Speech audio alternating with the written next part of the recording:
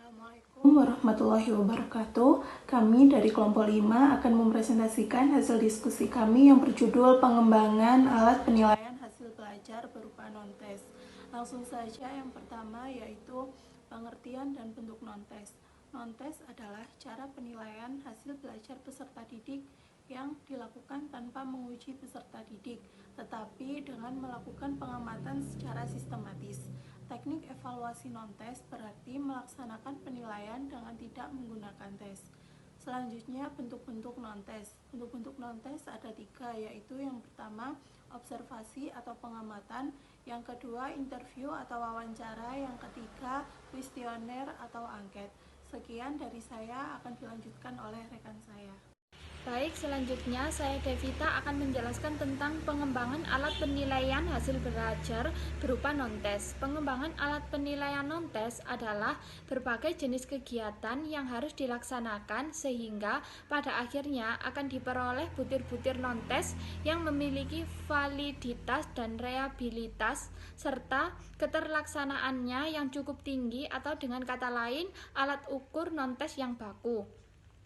Jenis kegiatan yang dilakukan dalam pengembangan non-tes dikelompokkan menjadi beberapa tahap, yaitu yang pertama, merencanakan non-tes, biasanya dengan menggunakan kisi-kisi.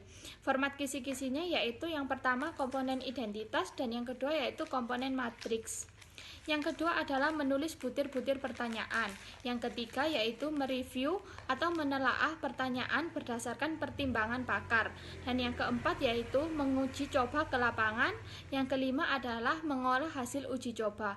Informasi yang terkumpul dari uji coba lapangan dimanfaatkan untuk menyempurnakan butir-butir yang tercantum dalam format observasi. Dan selanjutnya yang keenam yaitu menyempurnakan butir-butir pertanyaan yang belum baik. Dan yang terakhir yaitu menyimpan dan memelihara butir-butir pertanyaan non-tes. Selanjutnya akan dilanjutkan oleh teman saya. Untuk bab selanjutnya yaitu hakikat instrumen evaluasi non-tes. Hakikat instrumen evaluasi non-tes meliputi pengertian, kegunaan, dan jenis-jenis instrumen evaluasi non-tes. Untuk yang pertama yaitu pengertian. Pengertian dari instrumen evaluasi non-tes merupakan jenis penilaian terhadap peserta didik dengan tidak menggunakan bentuk tes, melainkan bentuk pengamatan, wawancara, angket, dan meneliti dokumen-dokumen. Kegunaan instrumen evaluasi non-tes dalam suatu pembelajaran sangatlah penting, terutama dalam mengukur dan menilai ranah afektif dan psikomotorik. Soekardi menegaskan, alat ukur non-tes sangat berguna, terutama pada evaluasi hasil pembelajaran yang erat kaitannya dengan kualitas pribadi dan keterampilan, yang mana hanya tepat dievaluasi melalui penampilan sebagai efek penguasaan aspek keterampilan. Langsung saja, yang materi selanjutnya yaitu jenis-jenis instrumen evaluasi non-tes. Itu ada 5. Yang pertama observasi, wawancara, angket, studi kasus, dan daftar cek ya. Langsung saja saya akan menerangkan yang pertama yaitu observasi. Observasi yaitu metode atau cara-cara dalam menganalisis dan mengadakan pencatatan secara sistematis mengenai tingkah laku dengan melihat atau mengamati secara individu atau dengan kelompok. Jadi di sini observasi yaitu kita menganalisis dan dibuat seperti catatan, bisa dilakukan secara mandiri atau secara individu atau juga secara kelompok. Yang nomor 2 yaitu wawancara. Wawancara memiliki pengertian salah satu bentuk alat evaluasi jenis non-tes yang dilakukan melalui percakapan dan tanya jawab, baik secara langsung maupun tidak. Jadi seperti sekarang bisa dilakukan dengan offline atau dengan online. Jadi di sini wawancara itu memiliki pengertian melakukan percakapan atau tanya jawab dengan secara langsung atau tidak.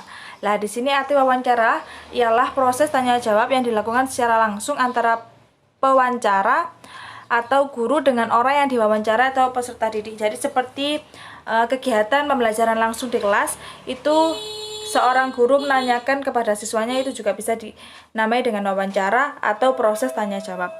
Nomor 3, angket angket atau kuesioner merupakan teknik pengumpulan dana yang dilakukan dengan cara memberi seperangkat pertanyaan atau pertanyaan tertulis kepada responden untuk dijawab. Jadi di sini bisa juga dibuat untuk pembelajaran berlangsung dengan membuat angket atau kuesioner. Jadi sini guru membuat link kuesioner terus diisi dengan seluruh peserta didik.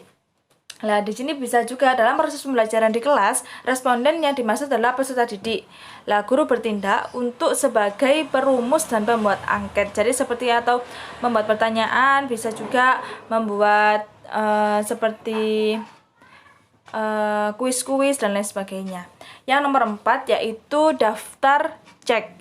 Daftar cek di sini memiliki arti dari daftar cek, suatu daftar yang berisi subjek dan aspek-aspek yang akan diamati oleh guru.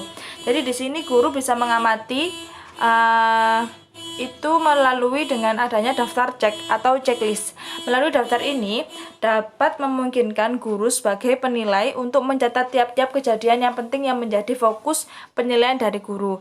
Di sini seperti contoh itu seperti penilaian sehari-hari atau penilaian dengan setiap pertemuan. Nah, nanti itu akan disimpulkan atau dijadikan satu ketika akhir seperti rapotan dan lain sebagainya. Itu juga bisa dilihat dari daftar cek atau checklist. Itu juga bisa menentukan peringkat siswa tersebut. Jadi di sini daftar cek mudah digunakan untuk menilai atau tes psikimotorik di mana guru atau pengamat tinggal memberi tanda cek pada kompetensi yang muncul. Jadi seperti seandainya ada hafalan ada cek di situ siswa A, siswa B, siswa C. Ya, jadi di sini guru bisa menandai siswa mana yang sudah hafalan dan siswa mana yang belum hafalan. Yang terakhir yaitu studi kasus jenis non-tes. Nah, di sini arti dari studi kasus adalah studi yang mendalam dan komprehensif tentang peserta didik kelas atau sekolah yang memiliki kasus tertentu. Indikator studi kasus misalnya, peserta didik itu ada yang sangat cerdas, ada yang sangat lamban, sangat rajin, sangat nakal, atau ada yang kesulitan dalam belajar. Jadi di sini setiap siswa itu berbeda-beda. Tidak semua siswa itu sama. Mungkin ada yang siswa A ini unggulnya di bidang prestasi, ada siswa B ini unggulnya di bidang olahraga atau lain sebagainya. Jadi di sini seorang guru itu harus mengetahui seluruh siswa gimana peserta didik tersebut. Nah, mungkin itu saja. Selanjutnya akan dilanjutkan oleh teman saya. Kesimpulan, non-tes adalah cara penilaian hasil belajar peserta didik yang dilakukan tanpa menguji peserta didik, tetapi dengan melakukan pengamatan secara sistematis. Bentuk-bentuk teknik non-tes yaitu observasi, interview, dan angket. Pengembangan alat penilaian non-tes adalah berbagai jenis kegiatan yang harus dilaksanakan sehingga pada akhirnya akan diperoleh butir-butir non-tes yang memiliki validitas dan reliabilitas serta keterlaksanaan yang cukup tinggi, atau dengan kata lain alat ukur non-tes yang baku. Hakikat instrumen evaluasi non-tes meliputi pengertian, kegunaan, dan jenis-jenis instrumen evaluasi non-tes. Kelima, jenis instrumen evaluasi non-tes. Kelima jenis instrumen evaluasi non-tes itu adalah observasi, wawancara, angket, draft, cek, studi kasus. Sekian dari kelompok 5. Apabila ada kurang atau lebihnya, saya mohon minta maaf. Assalamualaikum warahmatullahi wabarakatuh.